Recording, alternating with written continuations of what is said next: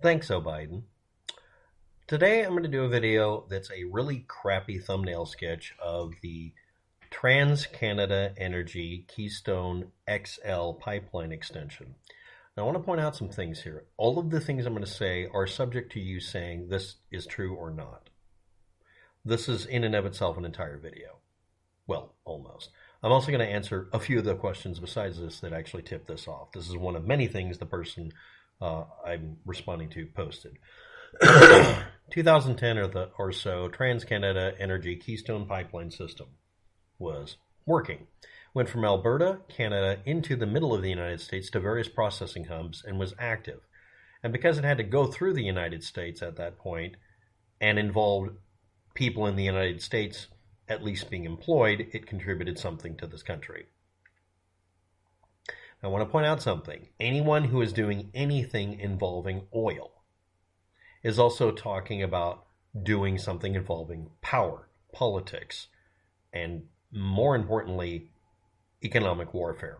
So it becomes immediately something important enough that it is within purview of the U.S. government to interfere with. I don't agree with it, but I understand it, and honestly, at this point, I'd have to agree with it because let's read on. The first extension was done from there into the United States. Second part, or first, depending on how you look at it, an extension. The first extension to this was done from Texas Gulf Coast Port Arthur refineries up to Cushing, Oklahoma. It was now called the Gulf Coast Pipeline because they wanted to change it to have a different spin doctrine. Now, what is this all about? Well, we're going to talk about what was transported in a minute, but that gives you an idea that they started down here and they started up here and they were like trying to connect things. Now, the next part is TransCanada Energy, etc. ad nauseum catch-22 took advantage of legal loopholes to obtain authorization not by getting public input or going through the proper procedures.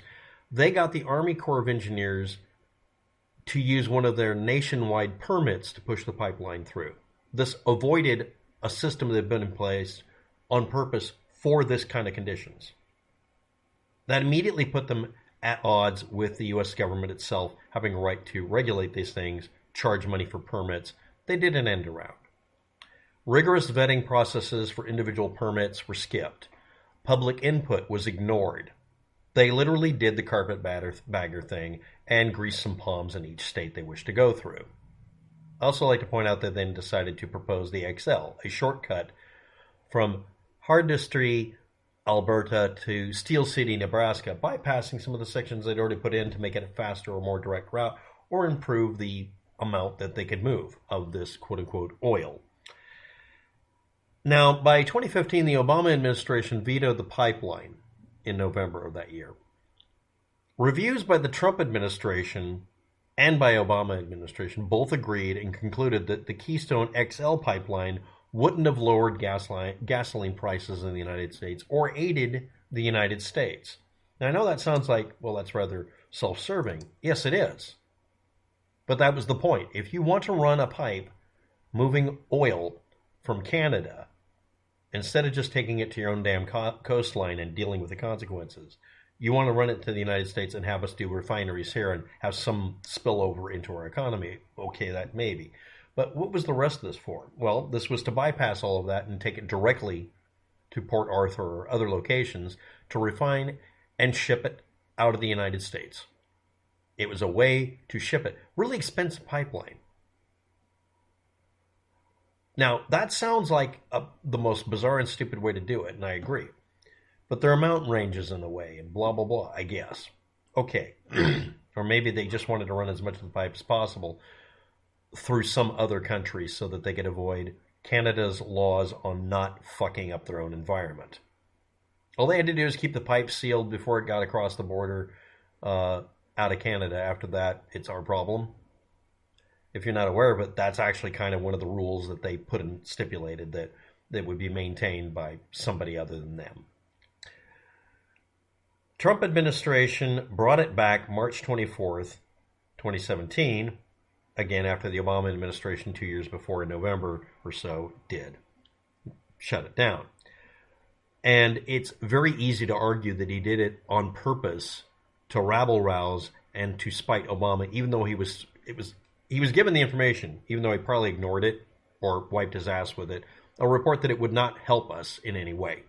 At this point, they were planning on running it through to Port Arthur and under permit, again, acquired in some cases by bypassing the actual set in standards rules. They just wanted to ship it overseas after partially refining it in one state or another that was friendly to them because they greased the right palms. Now, waptek, you're taking obvious sides here. Yes, I am. Let's continue. 2018, U.S. District Judge Brian M. Morris blocked the permit November 9th, 2018. Basically halting what Trump had allowed.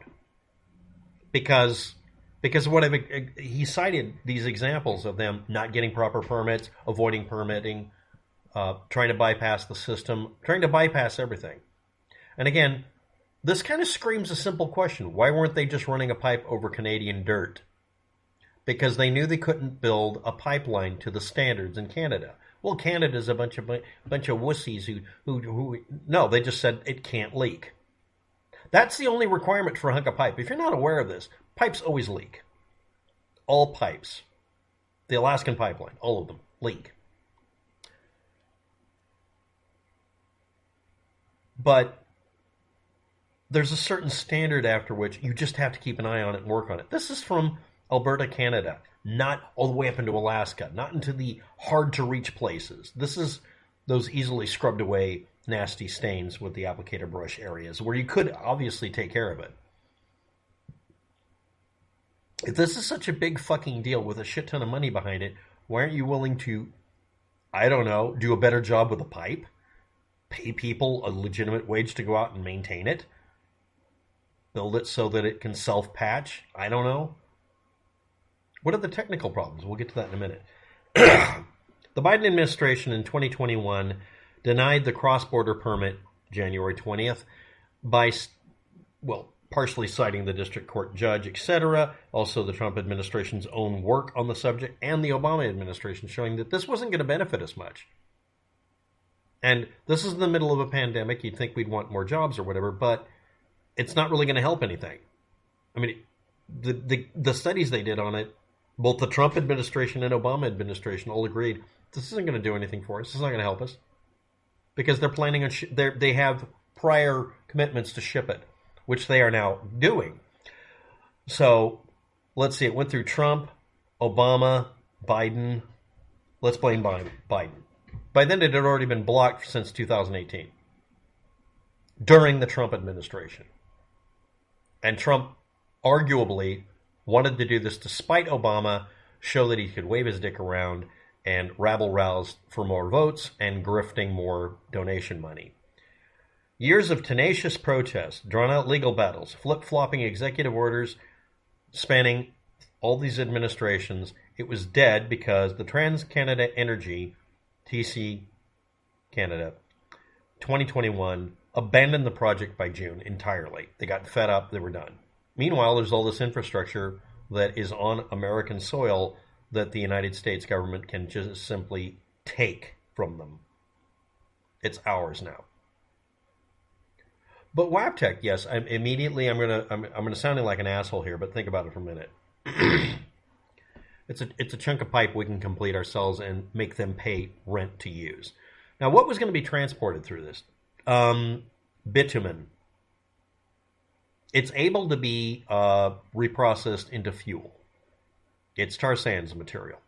It's K-grade crude oil. It's the crudest of crude.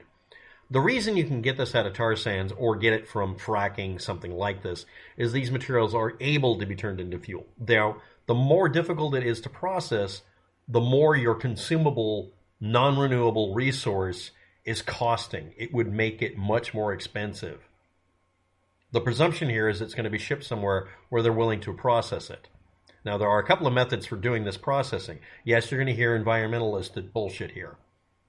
One of the methods for doing the processing puts bitumen into the air, poisons everybody downrange, and makes the ground gradually have undrinkable water and ungrowable dirt.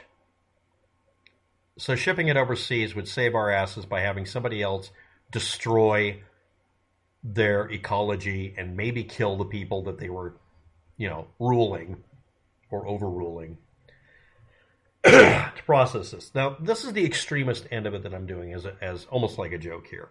How accurate is this? When I looked this up, I remembered, oh yeah, they did a bunch of end arounds and wink, wink, nudge, nudge the permitting process and tried to get around the laws we have in place.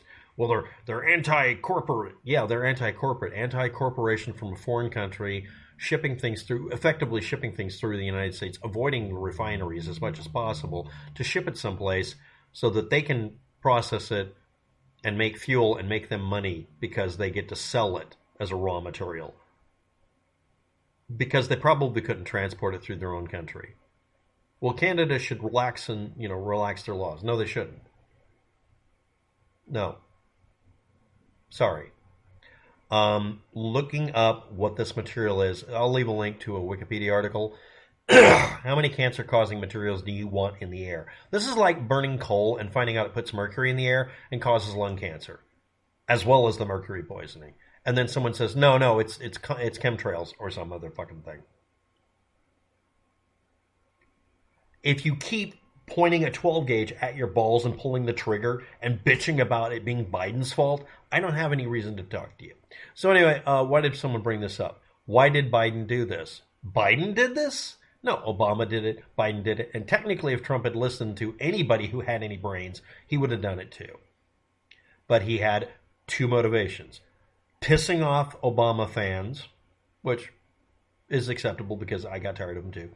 And two, greasing his palm. And again, well, that's not what they were going to do with the oil. Really?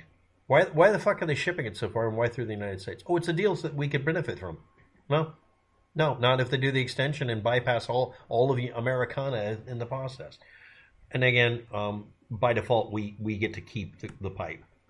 We can just take it. All we have to do is cite the fact that they bypassed the actual processes and say we're seizing it. The American government doesn't have to do anything legally correct. Okay, so here we go. Why did Biden close the Keystone pipeline? He didn't close it, they did. He denied them their permit because they went ahead and bypassed this. All they fucking had to do was go through the proper review process entirely, which is what they agreed to do when Trump signed the order.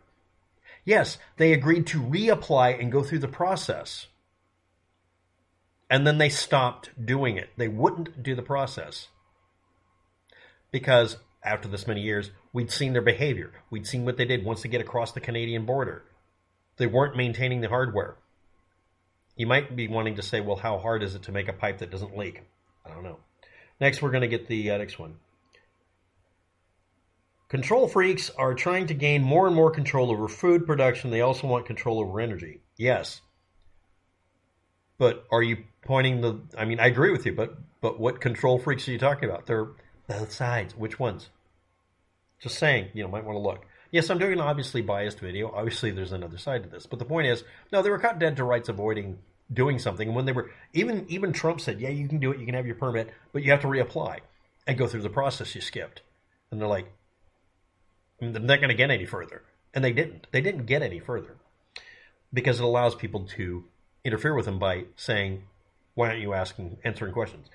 To comply with the EU overloads, my neighboring country, the Netherlands, will close about 3,000 farms.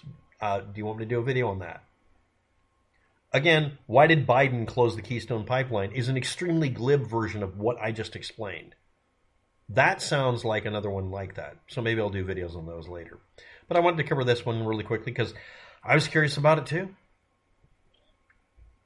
Technically, Trump gave them a bunch of restrictions because that's the law. He actually followed the law, and they wouldn't comply with it. They just sat on their hands. Biden would just took away their permit because they failed to comply. That was actually the designated reasoning, basically. So yeah, the one-sentence question versus a really annoying 14-minute video. Maybe we should all look up this stuff first. Even I didn't know most of this. And I'm the kind of jerk that looks this shit up all the time. I hadn't heard about it in a long time. Thanks for informing me. Thanks for watching. Have a good day. Good luck with that. I might do a video on the other questions this person left. And I'll leave the answers below if I find them, so you can read below.